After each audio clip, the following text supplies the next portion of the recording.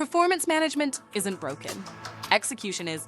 Performance management has become one of the most universally adopted management practices in modern organizations. Almost every company has a process. There are goals. There are performance reviews. There are feedback conversations. There are calibration meetings. There are compensation discussions tied to performance. The infrastructure exists. Yet despite decades of investment, many organizations still struggle to answer a simple question. Is our performance management system actually improving performance? For many, the answer is unclear. Employees often view the process as an administrative exercise. Managers frequently see it as another task to complete. HR teams continually search for the next redesign that promises to finally make the system work. But what if the problem isn't the process? What if the problem is how the process is being executed? Because when we examine organizations that consistently achieve strong performance management outcomes, a different story begins to emerge. The organizations that perform best are rarely the ones with the most innovative systems. They're usually the ones that execute the fundamentals exceptionally well. And that distinction matters. There is a tendency in business to assume that poor results require a new solution, a new platform, a new framework, a new methodology, a new performance model. But the evidence suggests something far less exciting and far more important. Execution matters more than design. In fact, one of the clearest patterns across performance management research is that simplicity consistently outperforms complexity. Organizations with straightforward, structured processes often outperform organizations with sophisticated systems filled with flexibility, customization, and discretion. Why? Because clarity creates consistency, and consistency creates trust. The highest performing organizations tend to share several characteristics. Goals are clearly connected from the top of the organization to the individual contributor level. Performance expectations are defined. Feedback conversations occur on a structured schedule. Calibration discussions ensure standards are applied consistently. And compensation decisions are explicitly linked to performance outcomes. None of this is revolutionary. In fact, some leaders would argue that parts of it are unpopular. Yet these practices continue to outperform more ambiguous approaches. Because performance systems fail when every manager interprets the rules differently. When one manager avoids difficult conversations while another addresses them directly. When one team applies standards rigorously while another applies them casually. When performance ratings become subjective rather than evidence-based.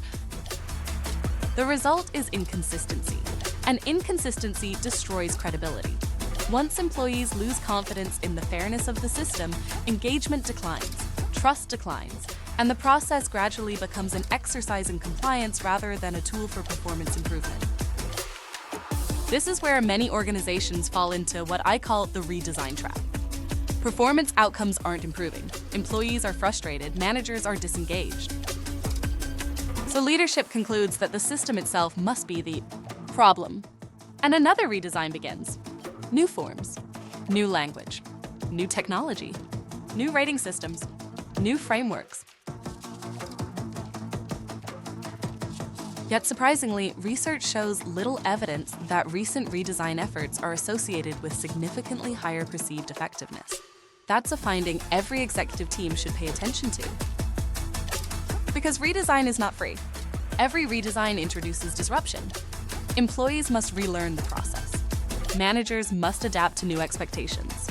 HR must invest resources in communication, training, and implementation. And every time a process changes, organizational confidence. In the system resets, this doesn't mean redesign is bad. Far from it.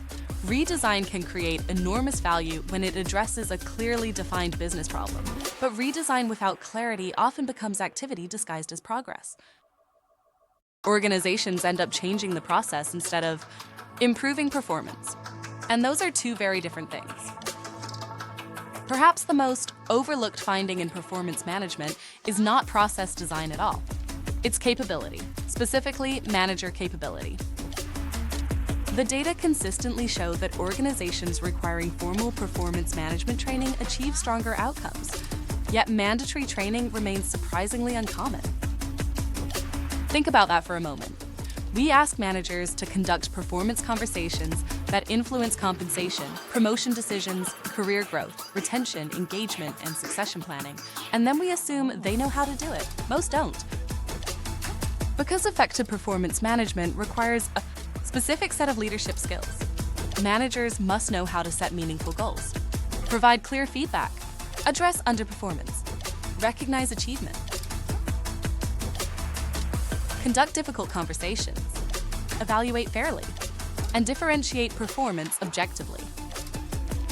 These are learned skills, not natural talents, not personality traits, skills, and skills require development. This becomes even more important as organizations begin exploring AI and advanced technology solutions. There is no question that technology will play a growing role in performance management. AI can automate administrative tasks. It can identify patterns. It can aggregate feedback. It can surface performance insights. But technology cannot replace leadership. Technology cannot have a difficult conversation. Technology cannot establish accountability. Technology cannot create trust. And technology cannot coach an employee through a performance challenge, at least not in the way effective leaders can. The future of performance management will not be determined by software. It will be determined by leadership capability, which brings us to the most important conclusion. The opportunity facing most organizations today is not radical reinvention, it is disciplined execution. The path forward is remarkably straightforward. Build a simple process. Execute it consistently. Train managers thoroughly. Hold leaders accountable. And reinforce performance expectations relentlessly. When organizations do this, performance management stops being an HR exercise. It becomes a business system, a system that aligns strategy with execution, a system that drives accountability, a system that develops talent, a system that creates measurable enterprise value.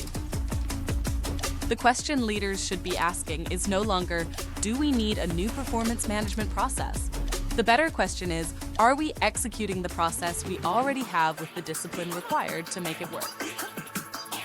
Because in most organizations, the greatest opportunity isn't redesign, it's execution. And execution is where performance is won or lost.